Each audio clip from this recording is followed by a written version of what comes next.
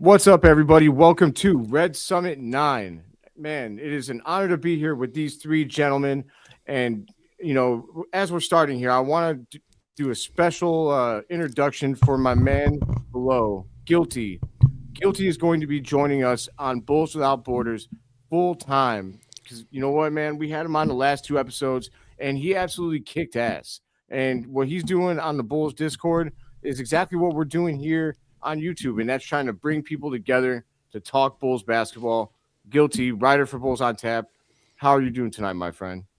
Really good, man. Thanks for having me, Phil. And it's funny, I'm honored to be here. Like I tell you guys every week, but it's just one of those things where I was just talking to the guys in the Discord and told them, hey, I got to leave and go with the boys, Phil and Troy and Neill for Bulls Without Borders.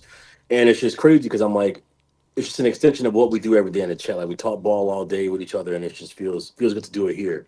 But I was talking to speaking of On Tap, shout out Ron Luce from On Tap. We were talking today and just saying like how Chicago has like the best fan base, and to have content creators who are so hyper fixated on bringing everybody together, it's like a new era starting to happen. So shout out to him. We were talking about that today, and it's the same thing you're saying, man. Just bringing everybody together for the good vibes, and I'm happy to do it. Absolutely, man. We appreciate you here.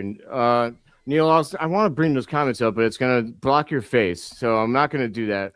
But I'm not going to do that to you. I'll have to make a layout where we can bring those comments back on board. But That's uh, sure. I'm sure people would be happier if my face is blocked. To be fair. no, I know one person who wouldn't be happy. So Speaking of which, yeah. Anyways, Hi. everyone, you guys know my two homies. They've been here with me every single week. Troy, Neil, Australia and Ireland's favorite sons. I appreciate you both. How you guys doing tonight? Oh, which one of you is going to go first? I said I'd take the back seat for once because normally I don't shut up, and I thought I'd leave it for Troy to come in there first. Nothing happened. I'm good, fellas. How nice, beautiful Saturday morning over here in beautiful Adelaide. So, hoops fest happening this week in the NBL. So, Allen Iverson is over in Perth for the NBL hoops fest. So, and our MVP Bryce Cotton gets to meet his idol. That's pretty cool. Hell yeah, I love that. I had to pop on. These are technically United States glasses, but we share colors with Australia. That's So, right. That's if we're right. talking NBL, and also I'm gonna campaign for anyone that's not an NBL fan. You should try and check it out, man. You do got to get creative if you're here in the States trying to watch. I can help you. I just can't talk about it on this channel. But yeah, if you want to, I recommend it because it is actually pretty dope. Like they play a really fast physical style. I didn't know if I would enjoy it, but I watched a few Adelaide 36ers games, my second hometown team, and yeah, man, it's something. It's exciting. I recommend it. If you like ball and you consider yourself someone that knows ball, you can't not try out the NBL. That's all I'm saying. So definitely check it out. How are you doing tonight, Neil? I'm really good. Yeah, I'm looking forward to sitting down with you boys and talking some more basketball. We are almost literally at the halfway point of the season. Go Boomers! After tonight's game, we'll be at 41 games played and 41 games left to play. So yeah, looking forward to talking about it at the halfway point. Hell Absolutely. yeah. And yeah, that's the theme tonight. Everybody, people in the comments, as always, if you want to leave some questions, I'll drop a star next to them so I can easily suss them out later, and we'll talk about your questions at the end of the show. However, the theme of today's show is going to be the halfway point. Right, we're halfway after tonight's game. We'll be 41 games deep, and unfortunately, we're on the same trajectory that we were on the last three seasons.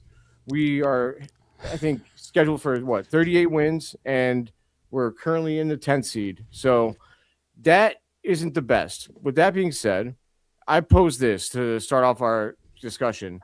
Doesn't it feel better a little bit though? Because we're much younger than we were the last three seasons when we were at this point. Last season we still had Zach Levine and we were here. And the past two seasons before that, we had DeMar, Alex Caruso. We were old as hell and at our ceilings. this team is nowhere near their ceiling, right? Mm-hmm. So I would say, I know that everybody in Bulls Nation is pissed off that we're in the same spot. And I get that. Like, there's some Groundhog Day involved there, but let's not act as if it's the same roster or that we're focusing on the same old ass players, because it's definitely a new era of Bulls basketball. And I would, you got to imagine that guys like Matas, Giddey, those boys are going to get better. Mm-hmm. How do you feel about that, Guilty? Absolutely. Like, this is a far different situation than what we've been in years previous. Like, as you just said, Phil, like, we got, Josh Giddey, like DeMar's gone, Zach's gone, like, fine, Vooch is still around, Alex Caruso's gone. Like, the average age of this team has dropped significantly. And if you take Vooch out of this team, we're probably the youngest team in the NBA, and almost said NBL. So no, this is a far different situation than the previous few years. And to be honest as well, the record would probably be a lot better had we not had that stretch. That 7-game stretch against, like, the shitty teams, but we were decimated with injuries as well. So we would have won a number of those games as well. I want to believe that anyway. So no, I think we're as much as it sucks to be stuck in that middle tier, that as people want to say, I think we're coming in it from a different direction. We're coming from the way up rather than the way down, if that makes sense. I think that makes total sense. Neill, Guilty, how do you guys feel about this?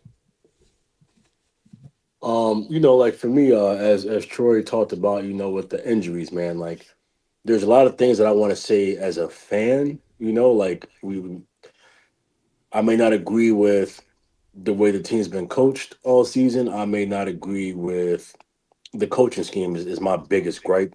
But at the same time, if we're talking objectively here, the injuries, it's really hard to be mad at what the team is doing this year when we've only been fully healthy, I think, for 7 games, and we're at the halfway point of the season. And like games against like Houston, like where Trey Jones goes off for 34 points, this team shows you when we're fully healthy, we're stacked with possibility. We may not win every game, but this is a team. It's a team that fights and performs when healthy. And like, as you saw before Zach Collins went down, Billy finally started using the double big lineup. So there are a lot of encouraging signs, and it's like every time we get healthy, something happens. So it's honestly, I'm not mad at the season at all. If there's things that I'd like to see more, it would just be more focused on development. That's been a big talking point amongst everybody. They feel like Billy's doing a good job with development. I don't. He's doing better at it now, but I think he could be doing a lot better. If there's a primary focus on development, I'd be happier. But halfway through the season, to have the record that we have, being injured damn near the whole season, that's kind of a good sign to me. I'm not mad at it, truly. And hopefully after the deadline, we make some moves, and we might start cooking here in a couple of years. Well, yeah, we're definitely going to talk like some predictions for the deadline. But Neill, I'd like you to address that comment below. What do you think? As in, too bad to get the higher draft picks and too good to get past the play-in? Yes. Yeah, I fully understand why people take that stance. I really do. Personally, I'm anti-tank. I understand the logic behind tanking, but it's never guaranteed. Even when you do tank, it still doesn't guarantee you the first pick. It doesn't guarantee you a top 10 pick. Well, things can go wrong. Things can go to shit. You've seen the way it's happened in the past. So look, I know that increases your chances, right? But nobody, and trust me, everybody that's there saying like, oh, I want to see this team tank, I want to see this team tank, I can guarantee you that everybody that is calling for this team to tank is not going to sit there and watch 82 games of absolute shit because they're intentionally sitting players, or they're intentionally playing poorly, or playing incorrect schemes on purpose, although sometimes it looks that way with Billy. And nobody's going to enjoy that kind of brand of basketball for 82 games of a season, and everyone's going to check out. So I don't understand that if people come at me and saying, "Oh, we need to tank, we need to go for these picks," especially if you're doing it from the start of the season, because trust me, what you've got to go through as a fan to get to that point, it is tough. It is really tough to sit there and watch your team play that badly, especially when you know they're doing it intentionally. I'm more for go out there, do your best to win, and it is on the higher powers, the office, to make the moves to build around the team, and roster construction needs to be better in order to improve this team. If the picks come, the picks come. But we haven't had picks the past previous years anyway, or not good ones. This year we have our own pick. It's protected. It's nobody's coming looking for it. It is our pick to do with what we want to do with. So let's see where it pans out and where it gets us. I mean, you got to remember, right? Buzelis came at the 11th pick, and he's looking like he's the future of this team. Mm-hmm. So you never know what you're going to get in the draft. It is a crapshoot. It is a slightly educated crapshoot, but it's still a crapshoot nonetheless. I'm pretty sure I could list off a number of players right now that are alphas for their team or close to it, and they're drafted later. I mean, Giannis was a mid-round pick. You got Jokic, who was a second-round pick. Second-round pick, yep. You got Donovan Mitchell, 8th overall. You've got, God, I know that there's way more. Shai Gilgeous-Alexander was not an early pick. He was like, what was he? Late lottery. Giannis was late lottery too. Yeah. Lottery, I think he was super late lottery. His draft selection. Kawhi was like 14th. Kawhi, yeah. I don't understand. That's something that actually Shai was 11th, same as Matas, by the way. That narrative pisses me off, man. Because look, yes, you're not going to get Wemby.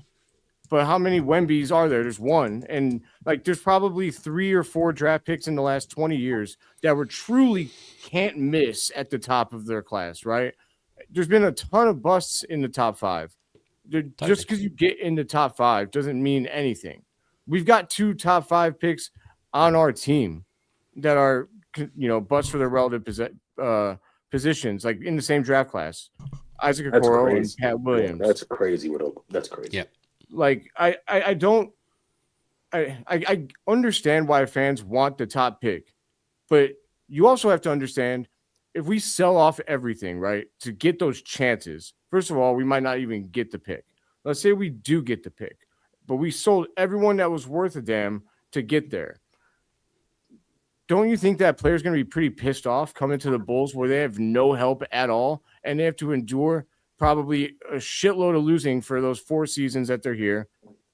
Aren't they gonna? What's the guarantee that they resign? Wouldn't they just walk? I mean, Anthony Davis went to the Pelicans, sucked ass there for a while, put up MVP numbers. That was great. Did nothing, and then he went to the Lakers and won a championship. Yeah. I mean, I understand what. So, wait, what did you say, Troy? Mickey Mouse title.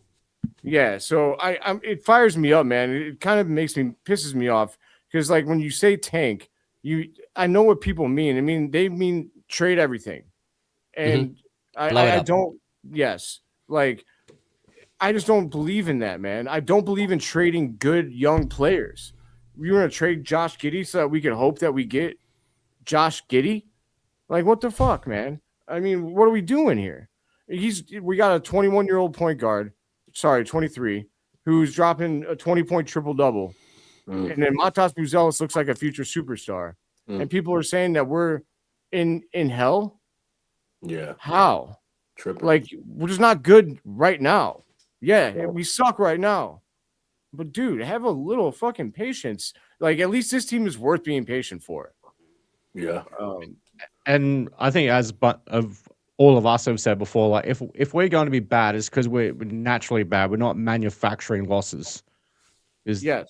That shit is just like we've seen that. We saw that with the I'll say his name, the Boylan era, and it was fucking garbage basketball. And who the hell wants to watch that shit? Nobody. So man. if we're gonna, and at the end of the day, like when it comes to these pro tankers and stuff. people need to remember who got the number 1 pick last year. The Dallas Mavericks. Where did they finish in the play-in? Who got the number 1 pick the year before? The Atlanta Hawks. Where did they finish in the play-in? So, at the end of the day, just like because it's a you're lottery. tanking, and there's a reason almost. why it's called the lottery. Yes. Like, look at who was the bottom 3 teams last year? It was like Washington, Philly, and Utah. Was Philly one of them? Charlotte? Utah, yep. Utah, Charlotte, and Washington, and I think all of them. Not one of them had a top 3 pick. No, I think I feel like Utah might have maybe. I feel like they got that one Utah dude. was 6. Bailey. Oh, I think Washington was 5. Utah was 6. I think Charlotte may have been like 4. yeah. I can't remember exactly how the order went. I know that the Spurs drafted second and the Mavericks drafted first. I know that for sure. But and people were going about, okay, San Antonio tanked the season to get the number 2 picks. Like, no, I'm sorry. Wemby went out with an injury, man. When Wemby was out with the blood clot, and then obviously the Spurs, kind of forever manufactured losses there by sending De'Aaron Fox off to get surgery on that busted finger he had. So therefore, but that was only because Wemby was out. So, and that was with a genuine injury, or a genuine illness, not because they decided, hey, let's just fuck the season over and tank for a lottery pick. Facts. Guilty, you have any thoughts on tanking, man? You can, if you disagree with us, I would love to hear it. To me, it's I feel 2 ways about it, right? Like, I understand definitely like the people who are against it, but I do think sometimes it may be smart to not intentionally lose, but to not go out of your way to win games. I don't want to say for no reason. So, like, my example would be like, let's say we're not letting Modest play and letting him develop, but it's in the name of trying to win games and make it to the playoff now when this team is not playoff ready. So, like, we're doing things that a contender would do. Like, we're doing things that, like, you're giving guys like Modest, or you're not playing Noah because you're trying to run this team like we're contending for the championship, or we're going to be actually competing in the playoffs this year when realistically we're not that close yet. And that's okay. You need to understand that and operate as such. So, like, when you're pulling young guys off the court and not letting them play because you're trying to win now, to me, I think that's when I get frustrated, because it's like, you're not there yet. So we need to be developing right now. And so it's okay to lose games in the name of development. So I wouldn't call it tanking. I'm all for developing. Like, I definitely don't like tanking. I don't like the idea of, like, trying to go out there and lose games, because it's fucking horrible. I ain't trying to see that shit. But I am all about losing games, but you're giving it your all, and it's in the name of development, though, which I think that we should be doing. Yeah, I think that makes a lot of sense, because, like, I think to add to your point, like, I would be okay if, like, for a night, like, Kevin Huerter, I guess, took less minutes, or someone, one of those guys, and Julian Phillips got more minutes, for example. Like, I think that, like, you got to figure out right now if Dalen Terry is worth re-signing. So, like, he kind of does have to play a little bit. If he does, if he just sits the bench, then you got to be okay with letting him walk, right? Because that's what you're deciding. That all makes sense, and I totally agree with that. I know that I don't think that I think Billy also just genuinely believes that sometimes a guy is better off watching than playing. I don't know if I agree with that. I just think that that's a fundamental difference in opinion. Because he has said that. He said that he believes that, like, he doesn't think that just playing as much as possible is a good route to development. He doesn't think that's the optimal route to development. And I agree. I do agree with that, but, like, you can't just let them go out there and do some bullshit. Like, but that's where having discernment comes from. Like, if you're a good coach, you should be able to tell who deserves more of a leash and who you got to tell to sit their ass down. Like, think about a guy like Cameron Payne. I don't want that motherfucker out there doing all kind of dumb shit. I don't want a guy like Denzel Valentine out there running amok on the court. Sit your ass down. But when you have a kid like Modest, who shows you that he's hyper talented and he wants to improve, he's got to learn through trial and error. Like, you can't be saying, "Oh, I'm going to pull you for making a mistake," like you're a fucking veteran that's been in the league for 5 years. Like, he has to learn on his own what he feels comfortable doing and what he doesn't. And then you go over it in film. Like, you let those guys play. But to me, I just don't agree with not letting these kids play and yanking them so fast, man. Like, that's shitty to me. It's not developing well. And people say, well, Modest is still improving, so obviously Billy knows what he's doing. Modest is still improving because Modest is Modest. Billy be damned. Yeah. Like, Modest is, because it's two things can be true. They're saying like you don't need the mid-range game because Modest is still improving. My theory is yeah, he's still improving, but how much more would he be improving if he had even more leeway to play his game fully, where he's not taking that facet out of his game like the mid range? People could say it's a boring conversation. It's not. It's fucking basketball.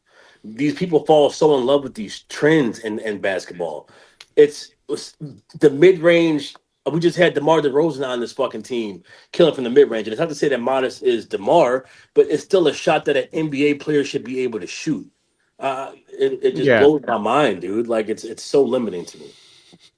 I agree with that. I mean, I think we talked about that last week. I mean, it's like actually, guys, like, actually, the numbers say that if you shoot more 3-pointers and less 2-pointers, then Yeah, man. The best shot is the shot that goes in the basketball rim, man. Facts. That's the best Facts. shot. Like, I do think there's a middle ground though with the whole like tanking and trying to win every game, right? There is, and it's, I suppose it's hitting that sweet spot, isn't it? I think if you focus a little more than Billy has been on developing some of the players that we have, that leads to growth, but it can also lead to maybe not winning some of the games that you've scraped a win in. Mm-hmm. Yes. So that's kind of, you're still benefiting the team by doing that. You're not just hurting the team to try and benefit with your fingers crossed with a lucky lottery pick. You're actually you're heading a little bit more towards the lottery, but you're also still improving the team by focusing that little bit more on developing some of the younger, less developed players that we have playing right now. Yes. Troy, your thoughts? Good jersey, Phil. Yeah, I have to turn it inside out because Josh Giddey, I miss you, brother. I miss Man. you. So much, dude. The game the other night, was it against we won the game. Fuck, why my brain is off. I was up to like 5 a.m. yesterday, guys. Yeah, thank you. Fucking Phil, thank you. Yeah. I mean, we won that game and the ball was still moving well, but like there were just so many times where I was like, Giddey, where you at, man? Like, it would just look like if the ball's moving this well with these guys out there, like, imagine how Giddey would be having the ball moving and how much smoother it would look. I miss that fucking kid, man. God damn it. I miss seeing that fucking hair go fucking bouncing when he's going up for the rebound, motherfucker, getting after it, dog. I miss that kid, man. Like, he gets after it, dude. Like, and I feel like a lot of Americans, like, Giddey brings that Australian fucking flavor. Like, Americans are not used to seeing him move the way he does, but like he just brings that Aussie fight, like that Aussie swag to him, dog. I miss that shit, man. Yes. Yeah. I mean, Phil, can I just say that with that jersey on backwards, it actually kind of looks like you're wearing a bra, dude. It does. Wow. It looks like shit. I'm gonna have to. And I'm gonna say that and this is no shot Giddey, huh, Phil? He was getting giddy with it. Oh no, mom is Giddey. Oh fuck. Yeah. And I'm going to say that trend was never cool back in the early 2000s. It sure ain't cool now. What trend is that? The backwards jersey thing. Oh, I definitely did that when I was in middle school. I can't lie. They've been trying to kind of bring it back in the WNBA. They've been attending games wearing the jerseys backwards too, and I'm like, damn, no, that's trend in the NBA. Seen it in the NBA. I've seen it happen in the NBL now with the crowds. It's like, nah, just leave that shit back in the early 2000s. Yeah, I just don't like how the back of the jersey isn't it doesn't look right. It's like choking you up on the neck and shit, but it's okay. I'm Bruce Wayne now, so that's right. All good. I'm Batman. But so moving on, I wanted to ask you guys this actually, and this is a surprise topic because I didn't tell you guys that we were going to talk about this. I have debated with somebody on Twitter about this, and I want to know what you guys think. So I thought that the other night against Houston, they hadn't announced until like right before the game that none of our two-way players were going to be playing. So when I made my game preview for the Rockets game, I had said that I thought that a secret weapon could be because both Kobe and Josh were out. I said that I thought that they could play Yuki in short 3-minute spurts against the other team's bench, because also the Rockets, their bench isn't very good. So I thought that he could be a spark, like 3-minute spurts, maybe get 8 minutes in the game, and just to try and start something. Because look, you have your opinions on Yuki, that's fine, but he is an elite playmaker. He can get out on the break and get the crowd going with an oop, man. Like, I want to see him throw an oop to Matas really bad. But did you see any of his plays from last night with the Windy City Bulls? You're dropping dimes. Holy shit, man! He made one pass.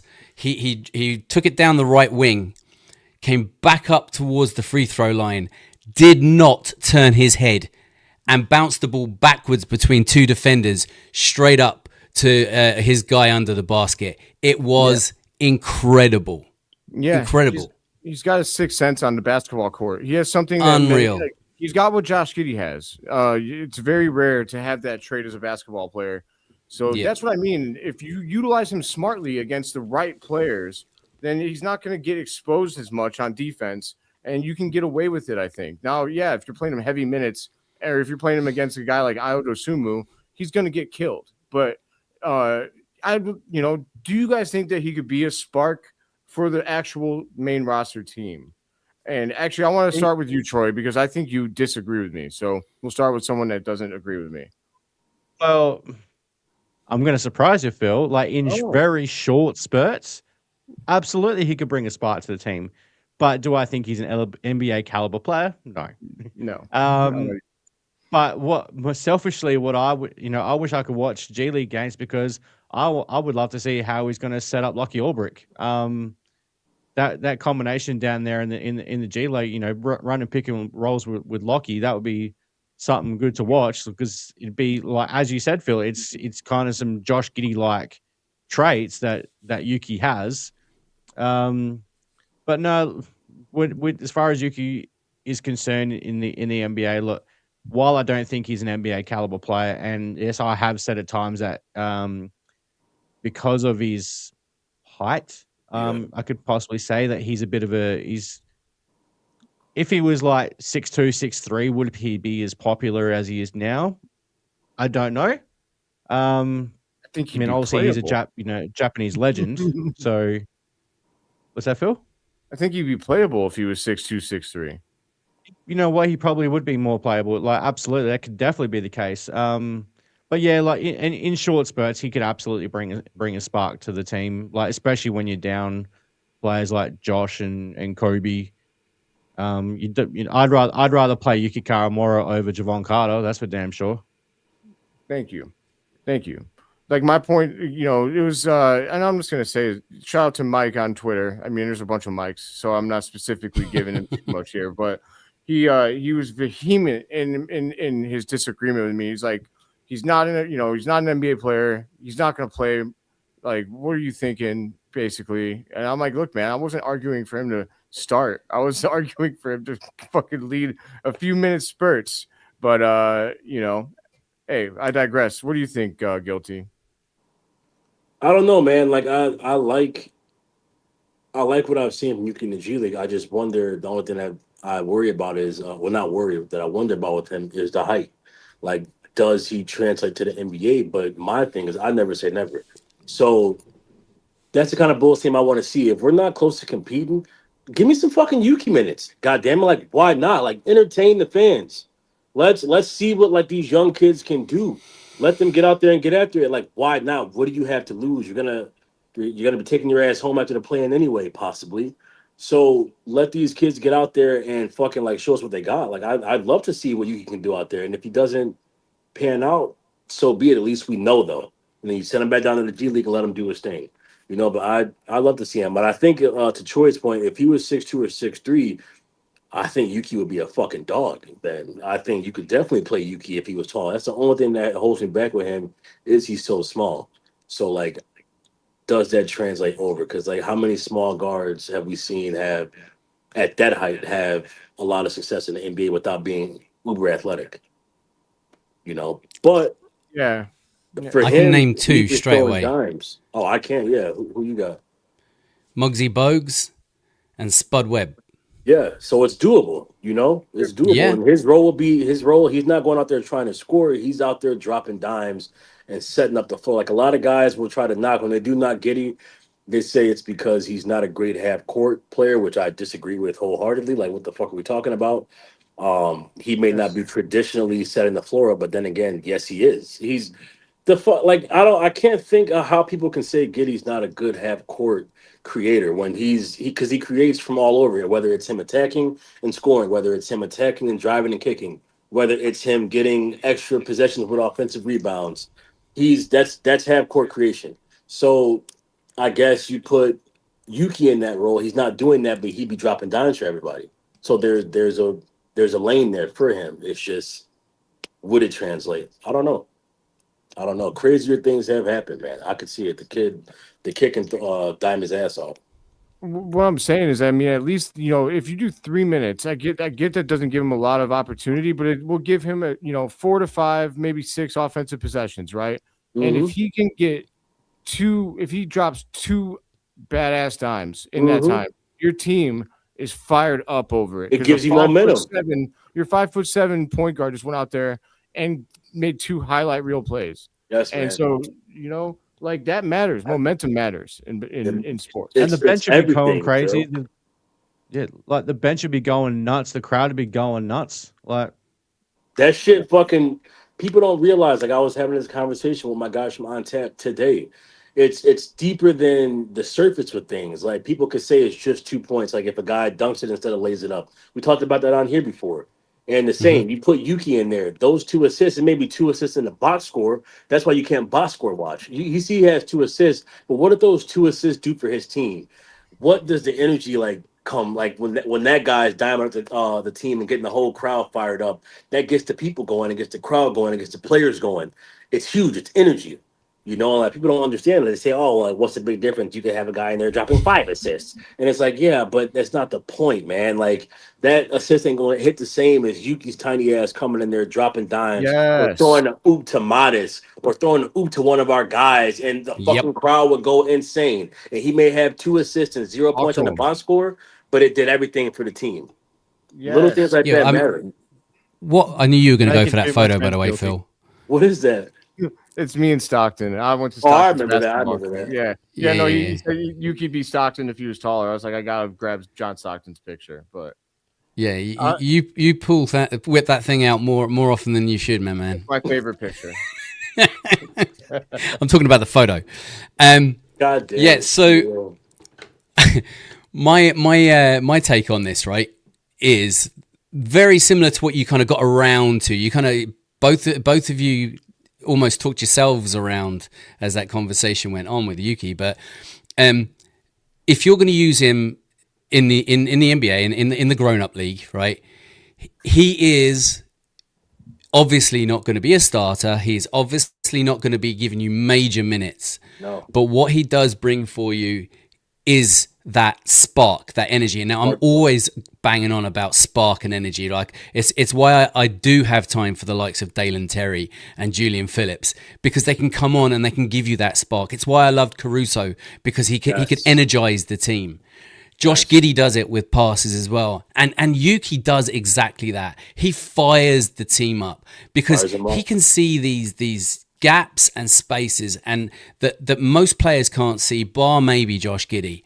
And Yuki does it in a really exciting, electrifying way because it's done from someone that you would not expect to be able to play the way he can play, because he's a short ass like myself, right? Yes. So what you kind of got around to saying was the point I was going to make. What would you rather see? Would you rather see 3 kickouts for a 3 to get assists?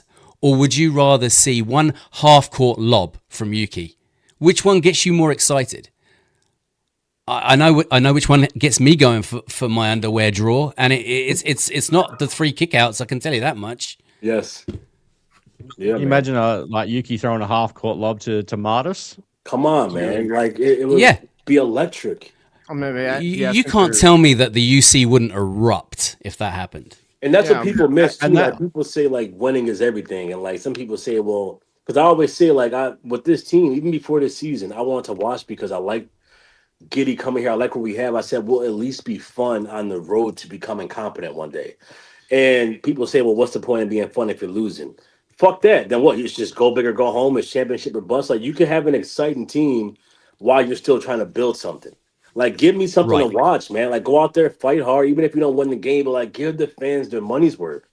And a kid like Yuki does that for sure. And we Yep. need more plays like that, man. Like we need a lot more plays like that. you're talking too much sense, guilty. I know, man. Twitter's gonna hate me. yeah, man. It's absolutely crazy what you're talking about. I mean, because look, man, everybody knew this team wasn't going to win anything like serious this year. This year is about development. It's not about anything else. It's about development. You know, if we can Absolutely. get into the playoffs, I do think that's good for development because Yes. you build a winning culture and you show a young team what the playoff atmosphere is like. With that being Absolutely. said, you know, the development those coming should come first. Mhm. Development, then the playoffs. You know, Yes. so I'm with Can- I'm with you can- boys. Can I ask you all a question, right? At the start of the season, right? And this isn't just your opinion, this was just the general consensus. Did many people out there expect the Chicago Bulls to be better, or as it currently is, exactly the same as it was the year previous? Or was everybody saying how this team had got worse? I thought you were gonna be Because worse. my memory was everyone was saying this team was getting worse. Yeah. Yeah, I think No, I've seen a lot So- of people predict like 20. Some people were predicting in the 20s, like win Yeah. wise. Right. This team has Vegas surprised was the hell out of me. Vegas was doing that, right? I think it was so 33. 33, I think, was the Vegas number, which you're was going the to Vegas blow that numbers. out of the Okay, so sky.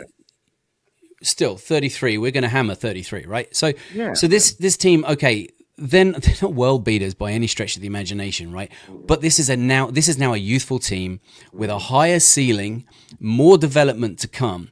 We're not being dragged down by too many people who are got old asses in their gym, except for maybe Vooch, who runs around with rocks in his Oh, socks that's anyway. crazy. God. But I mean, apart from that, these are young, energetic, exciting players, right?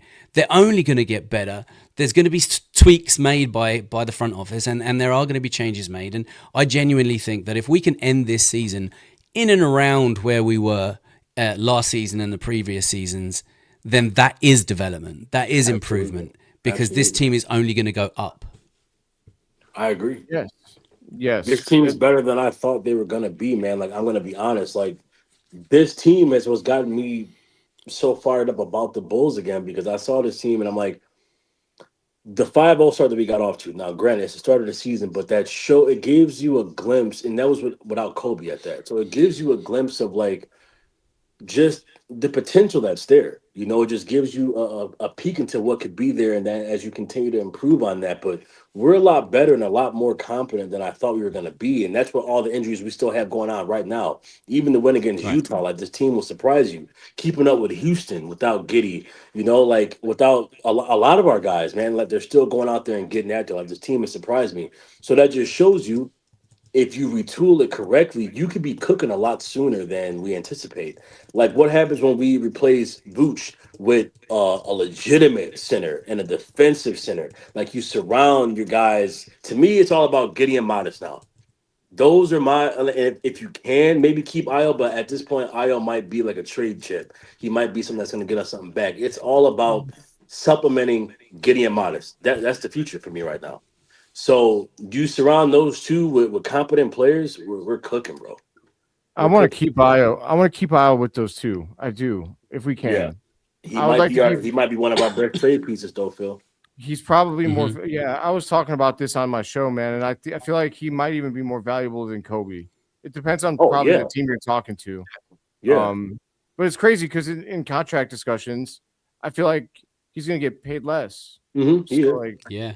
That's the end of what makes him more valuable, though. I feel like I don't know if that's ass backwards, but I feel like the production that you get out of him at that price range, like Kobe's gonna obviously when he's fully healthy, maybe because he's struggling this year. But I'm thinking that the injuries are part of that. But like when Kobe's fully healthy again, when he's back in his bag, I don't know what that looks like, but he's gonna give you more numbers. But I just feel like Io, affects the game in a different way than Kobe does, where a contender might not need to spend as much money on Kobe, but get even as much of an impact from Io, like a contender though.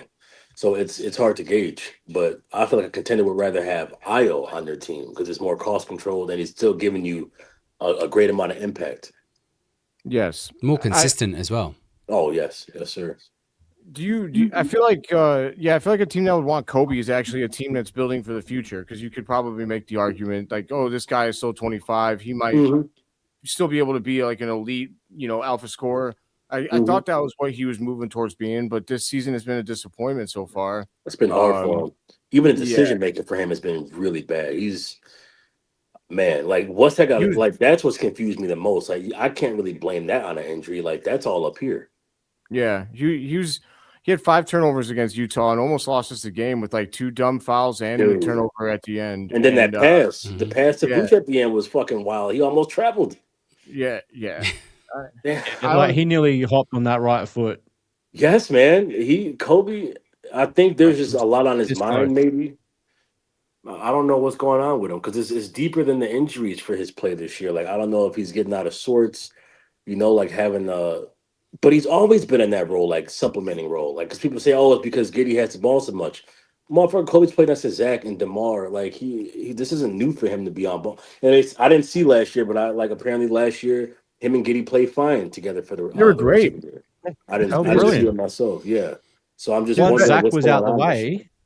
Yeah, like to your point, Guilty. Like once Zach was traded, like it opened up everything for Kobe because there wasn't like the ball stopping with Zach LaVine anymore. Like Josh was, getting everyone involved. It made life easier for Kobe. Well, at least that's how I saw it anyway. And it made him a better player, and that's why he ended up being like player of the month for March. Even though some people say that's fake basketball, but like. I thought Kobe, once Zach was out of the way, Kobe took off. Like, especially once they got used to Zach not being there, and like they got into a flow. Okay, now Josh has got the ball in his hands, and Kobe's feeding off of that. That's when everything blossomed. But hey, that's just how I saw it anyway. 15-6 over the last 21 is real, man. I mean, that's why I thought we were done playing down to our team. I thought we were gonna be actually really good this year. I thought we were going to surprise people this season because I thought the 15-6 ending was going to carry over, but I also didn't realize Kobe was going to enter the training camp with an injury. So that really, I feel like threw a rock in our plans and kind of messed a lot of things up. Because at the end of last season, we were ass stomping every bad team we played. I mean, we were beating the shit out of them, like by 20 points. It was ugly because I started streaming after the last season, after the All-Star break. And like, there was a point where like I had watched 3 Bulls losses and I'd watched like 12 Bulls wins. It was fucking crazy. Like they were just beating down teams. I was so confident going into the playing game with Miami. We were 3-0 against them last year. I thought for sure we were going to beat them. And then Kobe had by far his worst game in like over 20 something games. Because to your point, Guilty, after Zach got traded, he was back-to-back player of the week as well, the first Bull since Michael Jordan to do that. Wild.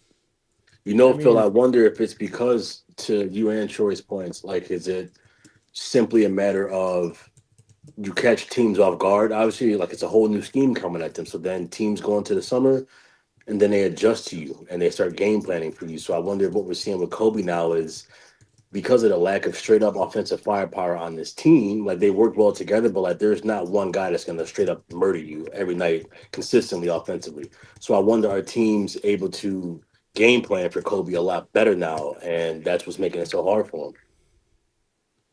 That could I think it's part of that. It definitely would be part of it. They're definitely scheming for Kobe a lot more, but I think I want to hope that his calf injuries have had a massive hamper on how he's been able to play and perform. Yeah, 100%. The turnovers just confuse me, man. Like his plays are just so bad, and like I can't blame that on an injury, man. Like I just think that I can't think for the guy, but I just wonder if it's because there's a lot on his mind. It is a contract year. There's so much going on. There's so much chatter around these guys getting moved. There's a lot going on. I feel for him. Truly, it's fucking Kobe. I feel like we watched Kobe grow up here. You know, so I 100%. definitely I feel for the kid, man. Like and he's been in trade rumors every year. He finally starts finding his rhythm and shit a couple years ago and last year, and then again, like all year, we're thinking, oh, Kobe's on the move, possibly. You know, so I feel for him. Yeah, Do I you think hear he's that. feels like playing with fear now? Sorry, guys. Definitely, he is. I think that's what I Yeah, get from it. You know, because of the injury. Because of the injury, I think he's playing with oh, fear. He's afraid of, because we've seen so many players that have gone from calf injuries to Achilles tears, right? oh And shit. I think that could be in his head, and he it's kind of in the back there the whole time. So he's not playing like before. He'd play fearless. The way he would Fearless. Tasmanian attack the devil. rim. I Yeah, will say but that now it's like he's almost thinking. hmm I would say that the getting up in the air without knowing what he's going to do with the ball and turning it over, though, he's been doing Drives that. me insane. He's been doing that his Drives whole Yeah, career, me yeah. insane. It though. never It just stops, and makes it the makes it worse with whole that big ass hair bouncing around when he's jumping up in the air. Like, God damn it, Kobe! Like he's looking this way, his fucking hair's going that way, the ball's going this way. Like, come on, man. There's people that say that that's why he doesn't get calls. Because of his hair, Because it's a good theory. Because like, if your shit's always bouncing, the refs can't tell when something's happening to you. Like, motherfucker, your shit's bouncing when you walk in the court. Like, we don't know that something's happening to you. Fucking Afro man, you know, like yeah, fucking. and Go back to Cornwall, only the Kobe. Australians in the comments are going to get this reference. But his leg went that way, and his head went that way. Yeah, Where go you back to at, Pads? Cornwall. Cornrows Kobe. Come on, man. Yeah, Maybe that's cornrow maybe, Kobe was tough. yeah. He was tough, Uh, man. so guys, I do want to ask, since we're approaching the trade deadline, February 5th. Do you guys think that the Bulls are going to make a move? And if there is, I guess, is there one player that you want to go get? I know that there's like pretty much one guy that's been in the news, but is there anyone in particular that you want to move for, that you want to trade from the Bulls or trade for? And Guilty, I'll start with you. Oh, there's a lot of guys I want to trade for, man. Because to me, like I Talk said, about him. with this team, there's just so I don't need superstars here. I don't need all stars here. I just need competent players, and there's so many competent players around the league that would come over and help us out positions of need. So like a lot of talk for the big men would be like, do you go after Walker Kessler? Do you go after a guy like Goga? Do you go after a guy like Nicholas Claxton for your big? They were saying, I guess now in the Discord today, some of the guys were saying that Atlanta's there's rumor around Onyeka Okongwu being expendable possibly, and they're looking to move him. Like if you get a guy like that here, it would do wonders for what this team likes to do. So I definitely want to target a big. People have been saying like they don't see Vooch leaving. I think, and I'm hoping that I think Vooch does get moved because I feel like Vooch has been pretty vocal about wanting to get the hell out of here for some time now.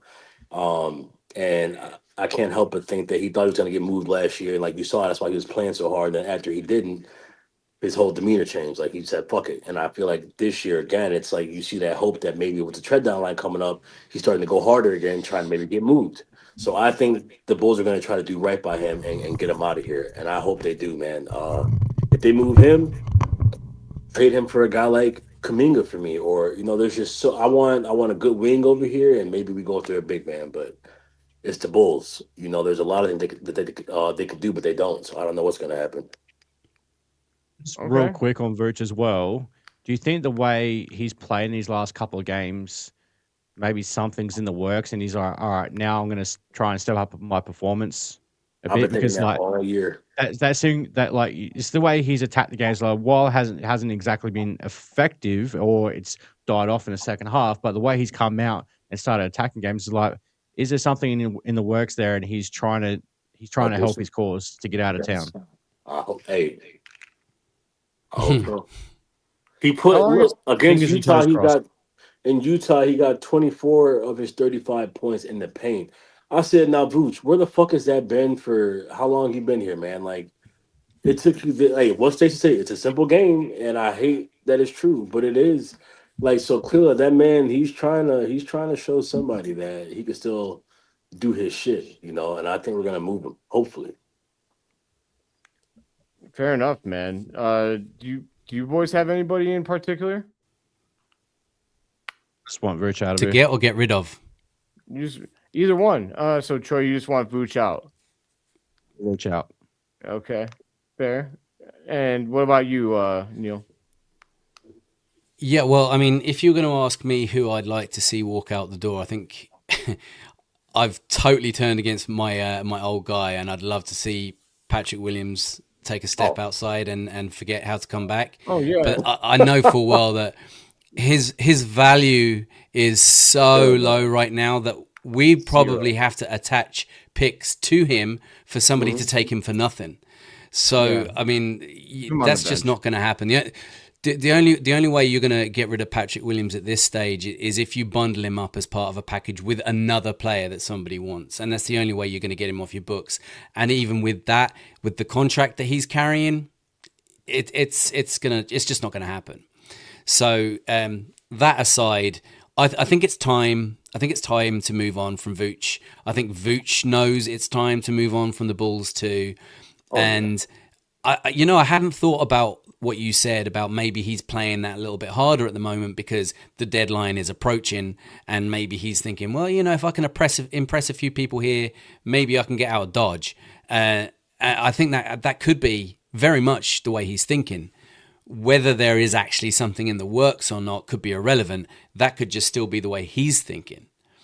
Yeah, I know. Fingers crossed. I do want to see Vooch go at this stage. I don't want to see them re-sign him at the end of the season, which they could possibly do, maybe as part of a sign and trade for someone. Perhaps, I don't know. But I would like to see Vooch go. I'd like to see someone, like you said, Nick Claxton, I'd like to see on the Bulls. I'd definitely take that. Walker Kessler, I'd also take as well. I'm not sold on Gogo, but yeah, I mean, it's hard because there's such a limited choice of solid defensive centers out there right now. And any that are out there, their teams don't want to let them go, especially not to bring in someone who can't play any defense. He's a revolving door in the center, and that's no good to most teams. So I think Vooch is a bit of a difficult one to move, unfortunately. And what I think could end up happening is we could get to the end of this season, and they might let him walk.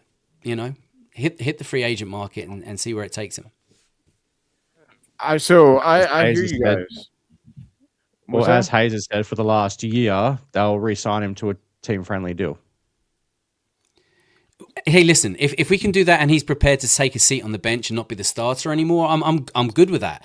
I think he would be fantastic coming off the bench Yeah, as a absolutely. five. Absolutely. Yeah, I love that.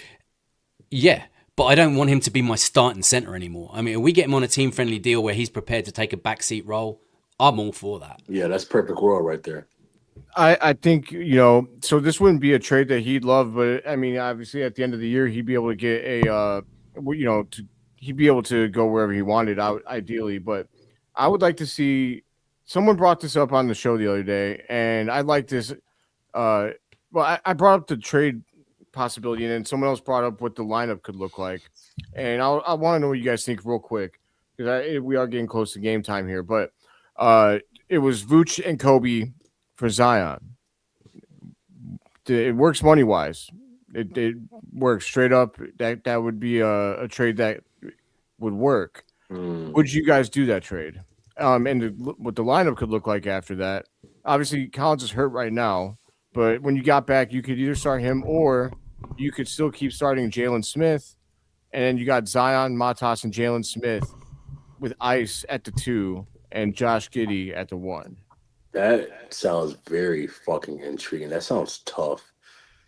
Because then you think about it, you're still building. Like, people get so hyperfixated on a trade and they think, well, you make one trade, well, then you're done making trades for the rest of your life. So it's like, for right now, you build off that. So now you got fucking Zion, Modest, and Giddey. And you may have a guy, like you said, Sticks or Zach Collins back there, but then what about next year? Then you keep working to try to get the 5 next to those guys. That'd be interesting. That'd be very interesting. Mm-hmm. I like it, man. I mean, especially if you don't have to give up any picks. If you're New Orleans, you could potentially pair Kobe with Derek Queen. Like, hey, that might be that's a good deal for them. Like Kobe with Trey Murphy and fucking Derek Queen and what's his name, Jeremy Fears. Fuck. Yeah. And they still got DeJounte Murray. I think Jordan Poole still comes off the bench, whatever. Then maybe they wouldn't want him then. I mean, but Jordan Poole, you want him over Kobe? I don't. Like I'd have you know, Kobe that's over an Jordan Poole. He's trash. yeah, I think it's he's an fine. upgrade for them. You know, It is. I think you could point to the future with that group, and then even if they, I don't know if they would re-sign Vooch, but Vooch could at least teach you know, Derek Queen a thing or two while he's there. So Mhm. I don't know. I thought that was intriguing, man, and especially putting. I thought about what the fast break would look like with Sticks, Zion, Matas, and Giddey, and Tough. yeah, I almost had to go for my underwear drawer, Neil. Yeah, tough. Just Um, imagine Giddey, Zion, and Modest coming down on the fast break. Like, who you guarding? Yeah, good luck. Like, you And I got love. Giddey coming down the middle and Zion and Martis filling Yeah, the lanes that's on either fucking side. scary. Throw the ball Yeah. up and see who gets it first. Oh, Nobody's man. gonna stand in the fucking middle of those two. You're gonna get killed. You're gonna get dunked on. Yeah. And then also you get to start Okoro at the you. So a lot of people would say start Io at the 2, but I like him as a 6 man. He could be 6 man of the You year. need that. You need that. And then Okoro will look better as a 2. Much better, I Yes, feel like. and he'd be a great point of attack defender at the 2, man. You could you know, really take whatever guard is the best on the other team and make Josh Giddey's life easier. It makes a lot of sense to me, and I would like to see that. And then you obviously Game he scored 20 something points. Wasn't he playing the 2? Oh, Troy. did he? I'm not sure. I can't remember. I'm if not being saying honest. he was. I'm not saying he was. I'm just like I'm thinking like I know there's a game he Team-wise. started at the 2 spot team-wise, yeah. because it was Martis, Sticks, and Vooch at the starting front court. Was it? Yeah. Was it? And Did Rockets game? He started at the 2 No. against the Rockets. I know that. I think it was a starting lineup of Trey, Isaac, Martis, Jalen, and Vooch. Mhm. Yes, I like that lineup. Obviously, you know you're going to put Giddey in at the point instead of Trey when he's back, but Not for everybody, apparently. Speaking of starters, tonight's starters are in. We've got let's hear him. Trey, Kobe, and Ice with Mattis and Vooch. Trey, Kobe, that's I mean, I don't like seeing him out at the 4, man. Yeah, at this point, I'm almost like it'd tank his trade value, but it's like I kind of would wish that Kobe would be the 6 man, Mhm. be That's fair. a scoring punch. I don't know. I just really like Okoro with the 2. I really like, you know, Giddey, and it's also when you start Okoro and Trey at the guard positions, that's a defensive menace. Yeah, Like it is. you're getting in people's ass there. Yeah. You know, it's a whole different Chicago Bulls vibe when that's Mhm. the case. Yeah. And so, it is what it is. Though for now, this is our team. And so, real quick, I don't want to leave Pads hanging. Pads left some. Pads. Let's see. John D's fantastic.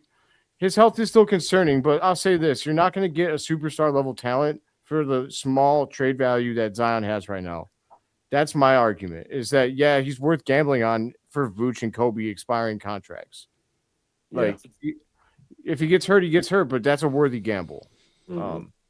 All right, Pads. Let's see what you got here. Question 1. We're gonna try and rapid fire through these, boys. Should Kobe be moved on? I think we kind of answered that, but my answer is yes. Yeah, I think it's time to move on. Yeah, I think so too. I love Kobe, but Go it's time to move. Yeah, I agree. Yeah, I think it's yes is all around. Bulls land the Blazers pick. Do the Bulls move up or draft 2 players? I'm always a fan of move up and take a better player. Yeah, it depends on who's on the board at that point for me. But I usually like getting 2 players, but it depends. Right? It depends on who's up there though for me. Yeah, that all makes sense because obviously you don't know what our pick is either yet. Like it depends. It very much depends. It's hard to answer that, but if you can move up and get a shot blocking center that you're not going to get with the picks that you have, then do it. Mm-hmm. I mean, the only thing is like, go Neil. The only thing is, like, more often than not, I mean, obviously it's not always, but more often than not, you tend to get the centers kind of fall into the back end of the lottery more so than being front packed, obviously, unless it's someone who's a freak like Wembanyama. But you do tend to have a good chance of picking up a big later in the lottery and early in the draft proper after that. Evan Mobley, though, like, I want someone like him, and he went pretty high. Oh, yeah. Yeah. As I was gonna say, like me and Patty have spoken about this privately as well.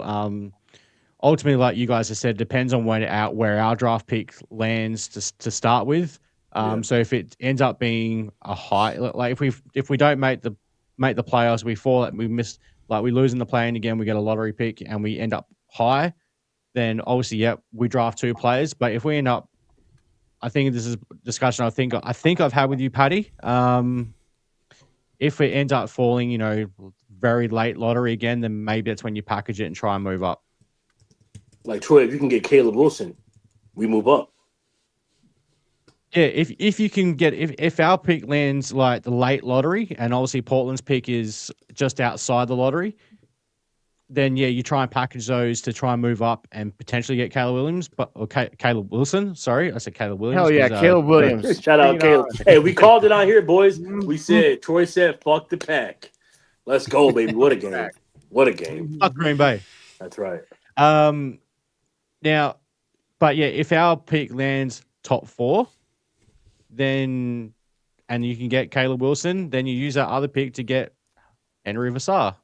Yes. Imagine that. Jesus Christ. We just got to start bringing in competent, fucking good players. We've been bringing in too many what ifs and these projects. I'm just ready to see some guys who are going to contribute from fucking day one. I'm ready. Right. I'm ready. I hear that. I totally understand. I agree. Like Modest was we got gifted with Modest, but I'm ready to see us just start going after dudes who are killers, man, who are just going to give you some production off the gate. Yeah. Yep, totally. I think it sucks to know that what's his face? From Duke that was big last season that we wanted, Neill. Why can't his name is escaping me? The center. Oh, Malawash. Yeah, Malawash. So he's stuck behind someone on the Suns depth chart, and it sucks because I feel like I wish that we would have taken the trade with the Magic that Hayes and Pat reported on, the 2 first-rounders, Jonathan Isaac and Cole Anthony for Kobe, that apparently we turned down. I wish we would have taken that. What the hell? Those picks. Yeah. What was the trade? 2 first-rounders? Yeah, they were the back half of the first round because Orlando had low first-rounders, but they were. I wish we would have taken that, packaged those with our pick, and moved up to get Malawatch, and then traded off Vooch, and then seeing what if we would have given Malawatch, high minutes, I think he could be special, but we'll see what happens with him, I guess. He's a perfect type of center for Josh Giddey. Yep. Yes. Like him falling as low as he did was a crime to me, but anyways, that's neither here nor there. It didn't happen, so fuck you, Phoenix. Should the Bulls be considered a playoff team under Billy? No, to Billy's credit, I'm very critical of Billy, but at the same time, when we stop and think for real, it's also on AK for not giving Billy the kind of players that Billy needs to run his fucking scheme. So there's 2 worlds there, because I also fall in the camp of, but even with the players that you do have, Billy, you could use them fucking better than you do. So it's hard. I wonder what Billy looks like with a better constructed roster. But at the same time, the way you manage this roster right here, I don't care to see you with a better constructed roster, because you're still going to do some dumb shit to me that I don't agree with. I just don't like his scheme. So I think we could be a playoff team under him. But to me, that doesn't say everything. I think we can have a better coach that's better suited for this team, in my opinion. This team can make the playoffs with a better coach. Fully healthy. Fully healthy. We damn near could have made the playoffs with Billy, though. I think that's where I get so upset as a fan, and then I had to bring myself back in, because we think about when we were fully healthy, what do we look like every time? We look good. So it's possible that we could have made it to the playoffs with Billy if this team stayed fully healthy. Yeah, that's fair. But the question, should Bulls be considered a playoff team under Billy? They've been to the playoffs once since Billy has been coaching this team. So in my opinion, no, they can't be considered a playoff team under Billy until he proves otherwise and gets them there. Because right now he's got them there once. In what? How many years has he been the coach? 7 years? Is it 7 years? I think this is number 6. How many is it? I think this is year 6. This is year 6. Okay, so if he doesn't make the playoffs with them this year, it's going to take a 7th year for him to prove his point of getting them to the playoffs. Bulls looking at least. 7. Yeah, That's crazy. I didn't realize it's been that long already. yeah, he's been here a while, and so I'm struggling with this one. I see Billy like Doug Collins, and I'm not saying that we're a coach away from a championship because that's what those Bulls were, but I feel like he's a setup coach for the next guy who He is. can take us to the next level. Yep. Um, He is. Billy, He is. Billy's got faults, man. I know that this team loves Billy. They do love him. They say He's a great good things dude. about- He's a good dude. Yeah, he is. Yeah, And he talks a great game of basketball. Yeah, if he's you like listen a to him, his great press guy. conferences, he says all the right shit, man. He really does. Yeah. But unfortunately, it doesn't seem to transfer from the verbal to the physical, and that's the problem. We talked about that on Bulls Without Borders, man. Like I think that was my first time coming in the show with you guys, and I was saying how pissed off I was because the team themselves were acknowledging all their faults and acknowledging, like that's when they were talking about we're all great friends. And we're like, motherfucker, like you guys are in there talking about after the game, we know we got to go out there and do this and that. So then why the fuck are you not doing it on the court? You know, like where's the disconnect happening? It blows my mind. Like I don't want to hear you talk about after the game. I really got to play defense better. But then during the game, you ain't playing defense. Or I know we got to get those loose balls. That's it's the small things. But then you don't fucking die for the loose balls. Like, don't talk to me. I know what you got to do. What the fuck are we talking about? I So love like, when you get fired up, dude. I love it. yeah, man. And like with Billy, you know, it's like I think he's a great guy. So like I think the people who love, 'cause there are people who die for Billy. I deal with it in our fucking Discord. Like there's guys in there that are ready to slip my throat about Billy. And I like for them, I'm not trying to call your guy a bad dude. Billy's a great guy, but I need a fired up coach, man. I think Billy's a dude, like you guys said, to kind of start to build a culture to get us away from Jim Boylan, because Jim Boylan and the bad coaches that we had, they put us down. Billy's the kind of dude you come that you get to come clean all that shit up, put the league back in good standings, and like make it a good place to want to be. But then you get a coach that's gonna get you to fucking win games after Billy makes it a nice place. That's how I see it. Like Billy's a great guy, but like I Yeah. want a fucking psycho. I want a Ben Johnson-esque coach for this Bulls team. Maybe we Give me get a that. sicker. Just that Nuggets. Do we bring Tom Thibodeau back? No, I'm just playing. I love Thibodeau. I'd take it. I love Thibodeau because I started watching when D Rose was playing, so like that was the coach, and I those don't do boys that, were just dogs. I'd be okay with it. Hey. I mean, I miss Tibbs, man. Tibbs But would he make also him work killed his hard, I players. can tell you. Yeah, Yeah. they wouldn't get a fucking break. But what I didn't like about Tibbs was not playing his young guys either. I want to see like True. what's the point in getting players and drafting players and then not playing them? Like what are we talking about? yeah. You That- need a that's coach all like Spo or Pops. Yes. What Yes. about or Joe? that I like one guy Missoula from- on Boston. I love him. Yeah. Not that dude He's a from sicko. Denver that got fired. He's a Mike championship Malone. coach. Yeah, Mike Malone.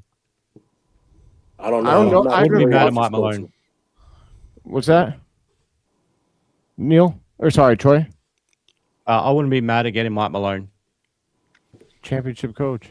I mean, I wonder if they're gonna fucking pivot over to Wesley Unseld. Isn't that the assistant coach that we have? That's what scares me, man. Like we got fucking Billy's kid coaching the G League.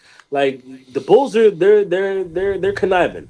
Like I wonder if they already got some shit set up where Billy. That's why he ain't going nowhere. He chews his fucking gum so Billy- hard because he knows he's here forever. Billy's He's gonna fucking take. He's gonna end up like Brad Stevens. He just moves up to the front office and then. dude. I could see it, man. Yeah. Because there's too much No. leeway going on. Like the coaches get fired every day, and somehow like these guys are all just still chilling, like they're doing great. Like so, there's something to that, and then you bring your fucking kid in. Like with all the losing that we've done, and just the tumultuous shit that's happened. How the fuck was this dude able to bring his kid in here? Like that tells you there's something going on up there. Yeah. That's I fair. hope not. I hope we're wrong. I hope he goes to a better place, man. Yeah. And like as Rob Queenslander has just pointed out in the comments as well, Taylor Jenkins and Chris Quinn. I'm down. Yeah, I just I'd need take something- Taylor Good Jenkins. options too. Give me something fresh. You know, give me Taylor something Gang. fresh. Taylor Gang. Facts. We're Phil, Taylor you know. Gang in this bitch. We're Taylor Gang on Bulls Without Borders. You know. We don't Damn, smoke Taylor fuck, Gang. bitch. Yeah, hey. All right, man. That's gonna be it for this episode of Bulls Without Borders. Though, real quick, Neil, we did have a question in the chat earlier before we sign off. We're gonna real quick Yes, sir. answer it, and it is this one. So I'll let you take it, man. I know this is not Bulls Without Borders related, but when does the Six Banner podcast kick off? Hell yeah. Yeah, well, I mean, I've been dropping a few kind of little teasers for the last week or so. We will start setting things up over the next week to 10 days, I'd say. Phil, do you agree with that? That's a good, yeah. I go to Yes. Fort Knox. So we're looking at February. Yes, that's a February? great. Oh, that's close. Yeah, that's close. Yeah, because I go to Fort Knox next week to out process the Army fully, get my discharge paperwork. I've worked my last day for them. Yes, I know, man. Hey, shout out to this man for getting into film school too. By the way, I'm sure you guys saw that. Yes, 100%. Shout out to this fucking dude, man. Just making moves constantly. All three of you just making moves, man. The Six Banner podcast. Yeah. Like I love the logo you guys have on there. I love the name. Like the Six Banner podcast just flows. It flows. It's you guys are doing some shit, dude. Like the Bulls need that right now. Appreciate you. We've It's got good some content. cool. We got some dope ideas, different segment ideas, stuff like that. So it's gonna be awesome. So yeah, after next week is when my schedule really opens up. It's gonna be school and podcasting. That's gonna be my life. That's all I got. So fuck yeah, bro. It's gonna kick ass. So I had my first class today and it was awesome. But all right, yeah, hell yeah. But all right, everybody, I'm gonna let you guys all get to the Bulls game. I mean, they start in technically 6:30, but it's really gonna be in like 20 minutes. Still tipping 20 minutes. So just before you sign off, Phil, apparently Brian Weinhorse has said NBA teams have put finalized trades on hold in case Giannis asks out of Milwaukee before the deadline. okay. Apparently, some teams wasn't he crying? Wasn't he crying when he got booed the other night? Giannis was crying. Yeah, I got to be honest with you. I've always loved Giannis. I really wanted to see him as a Bull. When I saw that dude crying because they were booing him, wait, you're not the first thing that went through. Literally, he was crying like actually. Yeah, he had tears coming down his cheeks because they were booing him. Yeah, in Milwaukee, right? When I saw that shit, straight away I thought of Kobe Bryant with the calling people soft. And I'm like, I'm not so sure I want that soft ass bitch coming to Chicago. Well, for Giannis, I will say it's crazy to hear him crying, but I think that speaks to it because like you think Giannis gave his entire heart and soul for that city. Well, he did. Like he's what made the Bucks. Like that's a dude that like the Bucks became everything for him. Yeah. So it's like this, like when you get, it's probably just one of those things where you realize like how much time has passed in your career that you went from being beloved and like the glory days of Milwaukee to now you're at a stage in your career where you look around and you see people are fucking booing you now. That probably hits hard, man. You're like, God damn, like fuck is going on? It probably has to sting, dude. Like he grew up there. Yeah, it's hard for me because if it was me, I wear my heart on my sleeve. I'm about to say heart on the sleeve, man. Giannis gives his heart on the sleeve. I probably would be upset. But I'd be pissed too. It'd probably be an angry cry, if anything. And think about how many times he could have left that fucking place too, and he stayed. Like he was so loyal to Milwaukee for years. Yeah. I don't know. I think he got mad. I think he got mad first, and then you could see he was notably upset after that. But obviously, I'm messing. I'd still take Giannis on this team in a heartbeat, you know. Yeah, give me his tears over fucking Boots crying about him doing windmills all day. I'd rather see Giannis crying than Vooch beating up chairs with towels. Dude, thank you, Neill. Fucking Christ. We're gonna sign off with that one. That's amazing. Giannis, request a trade to Chicago, man. Hey, can I say something? Fucking last thing at fucking Slayer, at Travis, at Luis, and Forrest. Man, get y'all ass on our Discord, man. Like, come in there with us. We're about to talk about the game right now in 20 minutes. Hop in the Discord with us, man. Discord link in the video description if you're here on YouTube. Please do drop a like on the video. If you do not subscribe, please subscribe, or we will find. No, I'm just kidding. We're not going to find you. We know where you live. We will find you. I have a very specific set of skills. He's got army training. Yeah, y'all better be careful. Yeah, man. yeah. Don't make me bust out a map, man. A compass. You're fucked. God damn. But, hey, I don't. You're quoting a better Irishman than me there. Oh man, Liam Neeson. Shout out Liam Neeson. Shout out Liam Neeson. All right, guys. Everyone that joined us tonight, thank you so much. This was Red Summit 9. Guilty, Troy, Neill. I'm Phil. Until next time, boys. See red, baby. Go Bulls. Beat Brooklyn. The Nets suck. Yes, sir. Fuck the Nets. Yes, they do.